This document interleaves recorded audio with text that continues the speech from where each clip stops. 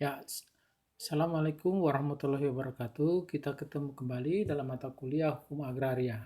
Kali ini kita akan mengambil tema mengenai sejarah hukum agraria di Indonesia. Baik, selanjutnya untuk mengawalinya kita memulai dari sejarah hukum agraria sebelum Undang-Undang Pokok Agraria. Ya, jadi pada masa ini kita akan memulai masa sebelum tahun 1870. Ya. Masa ini adalah zaman kekuasaan raja-raja. Hukum tanah berdasarkan sistem feudalisme berlaku di beberapa daerah di seluruh Indonesia. Yang dasarnya, ya, satu, tanah adalah milik raja atau raja adalah pemilik tanah dalam kerajaannya. Kemudian yang kedua, rakyat adalah milik rakyat juga yang dapat digunakan untuk kepentingannya dan kehormatannya. Nah, di daerah kerajaan Mataram, yaitu Surakarta dan Yogyakarta sekarang, ya,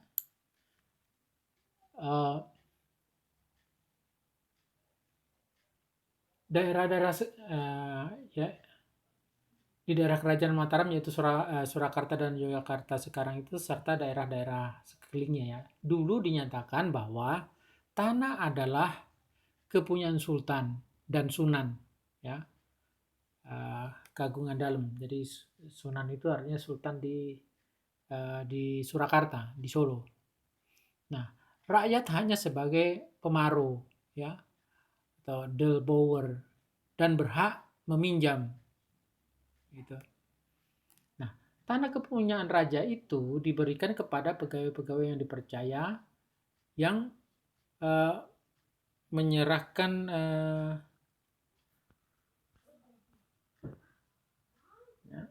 jadi tanah milik raja itu diberikan kepada pegawai-pegawai yang dipercaya yang harus menyerahkan bukti, dan tanah itu dibagikan lagi kepada pegawai di bawahnya untuk seterusnya dikerjakan rakyat dengan diharuskan pertama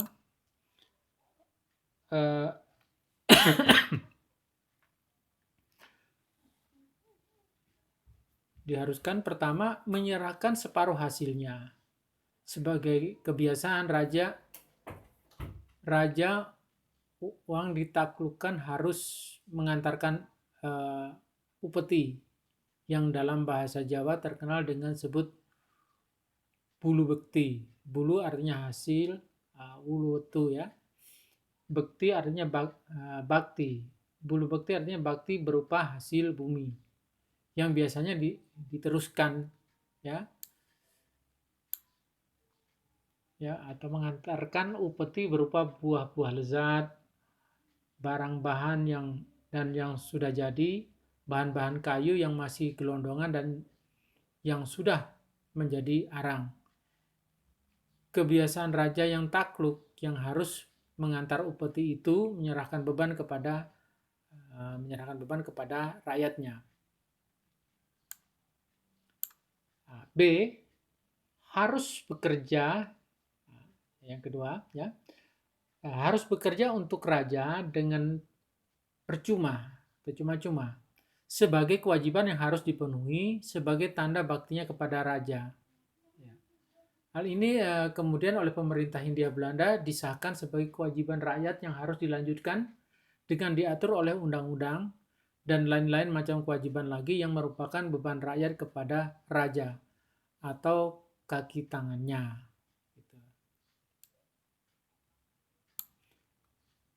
Nah, masyarakat feodalisme merupakan perbudakan dalam ekonomi, politik, dan sosial. Tanah dikuasai raja, rakyat yang mengerjakan dengan kewajiban menyerahkan hasilnya. Rakyat adalah alat untuk kekuasaan dan kehormatan si kuasa. Hukum dipegang oleh orang-orang yang kuasa rakyat untuk raja. Dari hasil penelitian Raffles mengenai kepemilikan tanah di daerah-daerah Swapraja di Jawa, dapat disimpulkan bahwa semua tanah adalah milik raja, sedang rakyat hanya sekedar memakai dan menggarapnya. Kemudian masa sesudah tahun 870. Pada masa ini cara pemerasan langsung oleh kekuasaan pemerintah kolonial dengan cara-cara perbudakan di luar batas perikemanusiaan, di mana dipandang tidak sesuai lagi dengan zaman yang sopan. Di negara Belanda pada masa ini timbul dua aliran. Pertama dari golongan liberal yang menghendaki cara yang baru, supaya pemerintah tidak lagi menjalankan pemerasan dan penindasan langsung seperti yang dijalankan oleh kultur Stelsel dan sebelum itu.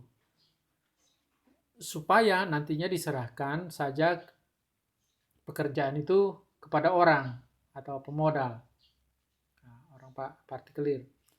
Aliran kedua adalah golongan konservatis yang mempertahankan cara-cara lama yang terang-terang akan menguntungkan bagi Belanda.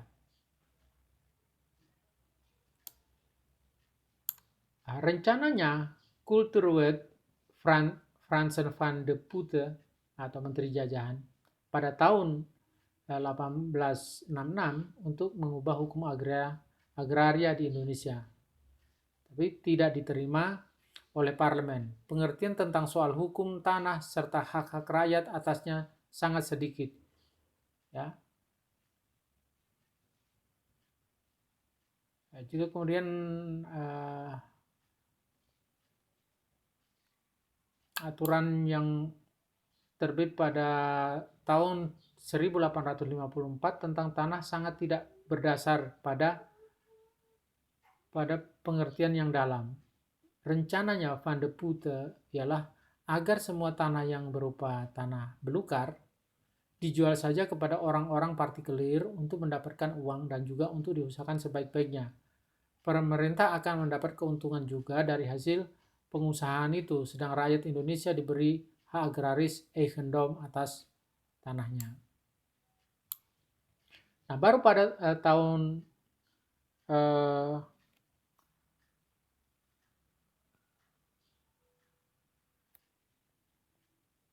Baru pada tahun 1870 rencananya De Waal, Menteri Jajahan, tentang hukum agraria baru. Ya. Sebagai kompromi dari dua aliran itu diterima dan lahirlah Agrarische Wet. Ya. Agrarische Wet, biasa dikatakan Wet De Waal. Ya.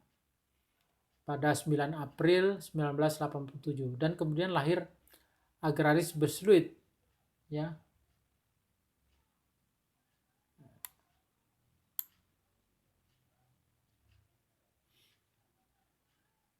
Kemudian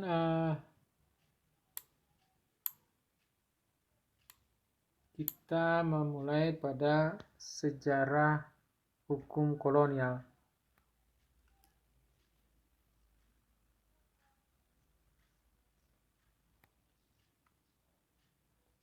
Hukum agraria yang berlaku sebelum diundangkan Undang-Undang Pokok Agraria adalah hukum agraria yang sebagian besar tersusun berdasarkan tujuan dan keinginan sendiri-sendiri dari pemerintah jajahan dan sebagian dipengaruhi oleh pemerintah Belanda.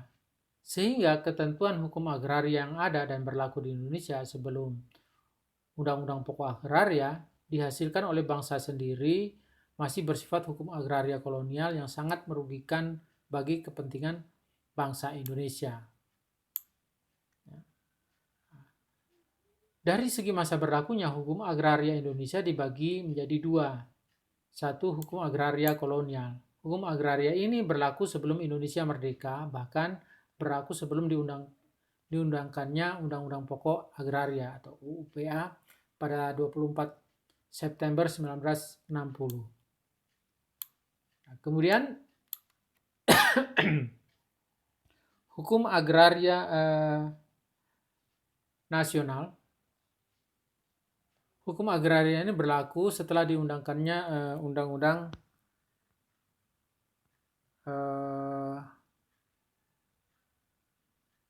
tunggu dulu. Ya.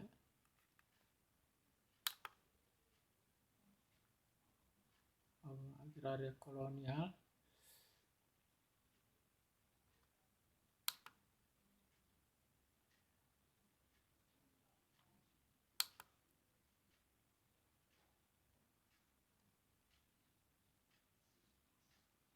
Aduh. Ya, kita bicara dari segi masa berlakunya ya. Hukum agraria nasional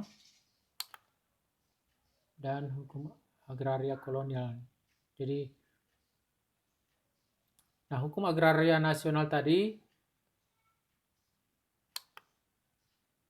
berlaku setelah diundangkannya Undang-Undang Pokok Agraria tanggal 24 September 1960. Nah, hukum agraria kolonial mempunyai 3 ciri yang dimuat dalam konsideran Undang-Undang Pokok Agraria di bawah perkataan menimbang huruf C dan D, serta dimuat dalam penjelasan umum angka 1 UUPA atau Undang-Undang Pokok Agraria. Nah, yaitu A. Hukum agraria yang masih berlaku sekarang ini sebagian tersusun berdasarkan tujuan dan sendi-sendi pemerintahan jajahan dan sebagian dipengaruhi olehnya, hingga bertentangan dengan kepentingan rakyat dan negara di dalam menyelesaikan revolusi nasional sekarang ini serta pembangunan semesta.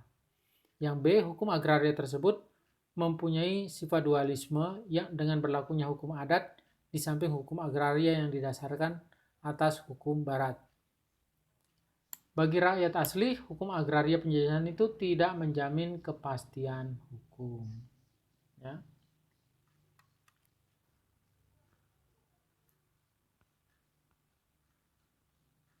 Nah, kemudian beberapa ketentuan yang menunjukkan bahwa hukum dan kebijaksanaan agraria yang berlaku sebelum Indonesia merdeka disusun berdasarkan tujuan dan sendi-sendi pemerintahan Hindia Belanda. Dapat dijelaskan sebagai berikut.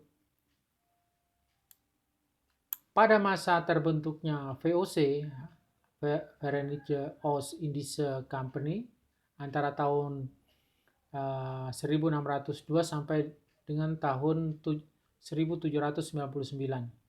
Nah, perkumpulan dagang ini dimaksudkan untuk mencegah persaingan antar pedagang-pedagang Belanda mendapat monopoli di Asia Selatan, ya, bersaing dengan orang-orang Portugis, Spanyol, dan lain-lain. Membeli murah dan menjual mahal rempah-rempah sehingga memperoleh keuntungan yang sebesar-besarnya. Pada asasnya perkumpulan dagang ini mencari keuntungan yang sebesar-besarnya. Bahkan sejak saat itu VOC oleh pemerintah Belanda diberi hak sebesar-besarnya. Bahkan sejak saat itu VOC oleh pemerintah Belanda diberi hak yang seolah-olah merupakan badan yang berdaulat.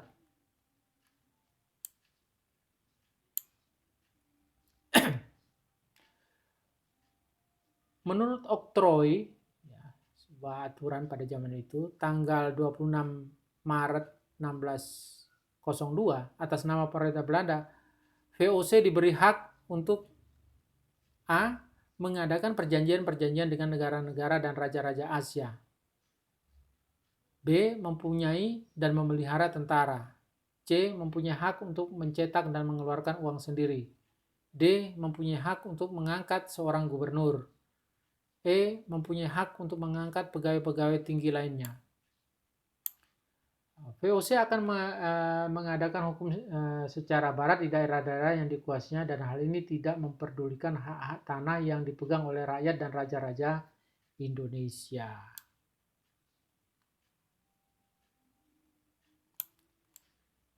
Kemudian yang kedua, pada masa Gubernur Herman Willem Daendels, ya.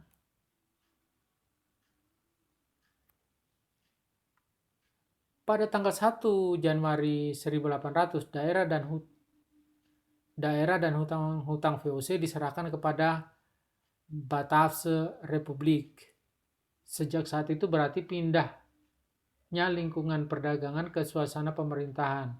Indonesia sebagai tanah jajahan dijadikan bagian dari wilayah negeri Belanda dengan status sebagai negara jajahan Nederland India atau Hindia Belanda.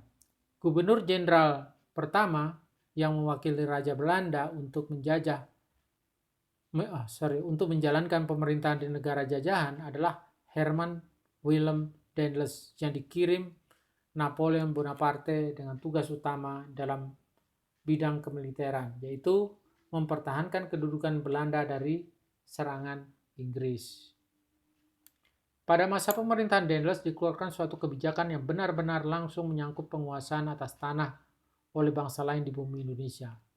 Politik yang dijalankan berkaitan dengan pertanahan adalah menjual tanah-tanah kepada pemilik modal besar, terutama kepada orang Cina, Arab, maupun bangsa Belanda sendiri. Tanah-tanah yang dijual ini dikenal dengan sebutan tanah partikelir. Kemudian pada masa pemerintahan Gubernur Thomas Stamford Raffles, dalam menjalankan pemerintahannya, ya, Daendels terkenal sangat kejam dan sewenang-wenang. Oleh sebab itu, ia dipanggil oleh Napoleon Bonaparte dan diganti oleh Jan Willem Jansen. Jan Willem Jansen memerintah tidak begitu lama, sebab pada tanggal 18 September 1811 pemerintah kolonial Belanda jatuh ke tangan pemerintah Inggris. Selanjutnya, pemerintah Inggris mengangkat Thomas Stamford Raffles, ya, antara tahun 1811 sampai 1816 sebagai gubernur jenderal di tanah jajahan Belanda. Dalam bidang pertanahan, Thomas Stamford Raffles mewujudkan pemikiran tentang pajak yang dikenal dengan nama land rent, ya, atau pajak tanah. Dari hasil penelitian Raffles mengenai pemilikan tanah daerah-daerah swapraja di Jawa dapat disimpulkan bahwa semua tanah adalah milik para raja, sedang rakyat hanya sekedar memakai dan menggarapnya. Karena kekuasaan telah berpindah kepada pemerintah Inggris, maka sebagai akibat hukumnya hak kepemilikan atas tanah-tanah tersebut dengan sendirinya beralih pula kepada Raja Inggris. Kemudian pada masa pemerintahan Johannes van den Bosch, ya, pada tahun 1816 pemerintah Inggris menyerahkan kembali kekuasaan pemerintahannya di daerah jajahan kepada pemerintah Belanda.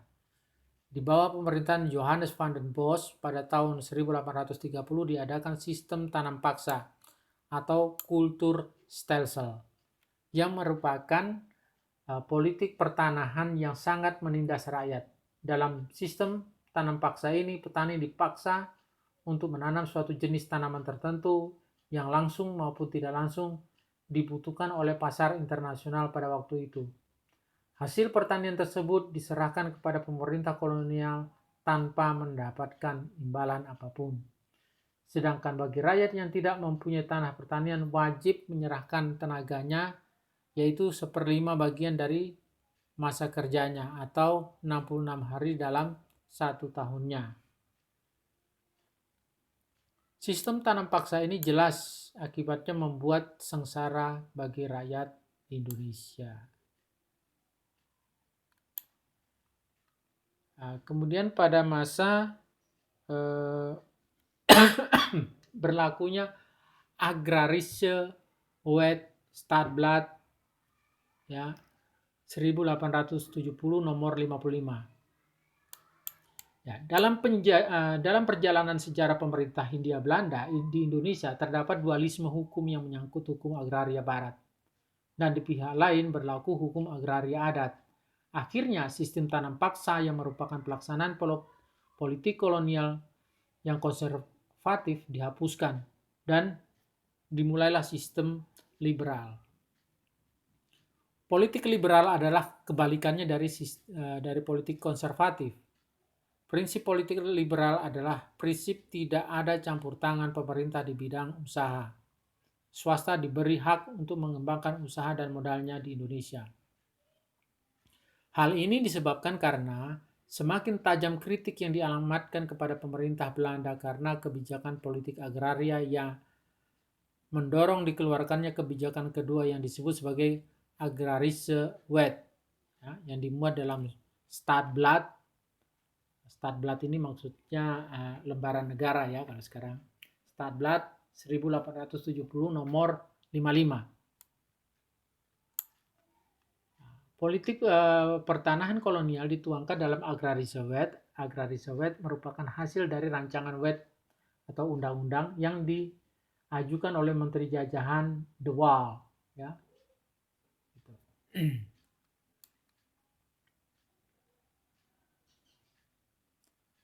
Kemudian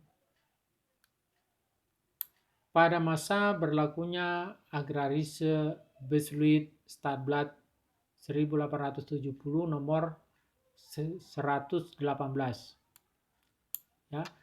Ketentuan-ketentuan Agrarische Wet ya, pelaksanaannya diatur lebih lanjut dalam peraturan dan keputusan. Salah satu keputusan yang penting adalah apa yang dimuat dalam Koninklijk Besluit yang kemudian dikenal dengan nama Agrarische Besluit Stadblad 1870 nomor 118. Agrarische Besluit itu terdiri dari 3 bab, yaitu bab 1 pasal 1 sampai 7 tentang hak-hak atas tanah. Bab 2 pasal 8 sampai 18b tentang pelepasan tanah. Nah, bab 3 itu pasal 19 sampai 20 tentang peraturan campuran. Pasal 1 Agrarische Besluit ini memuat suatu pernyataan yang dikenal dengan domain verklaring atau pernyataan kepemilikan, yaitu dengan tidak mengurangi berlakunya ketentuan pasal 2 dan 3 Agrarische Wet, tetap dipertahankan bahwa semua tanah yang pihak lain tidak dapat membuktikan sebagai hak eigendomnya adalah domain negara atau milik negara. Asas tersebut dinilai atau dianggap sebagai kurang menghargai bahkan memperkosa hak-hak rakyat atas tanah yang bersumber pada hukum adat. Ya.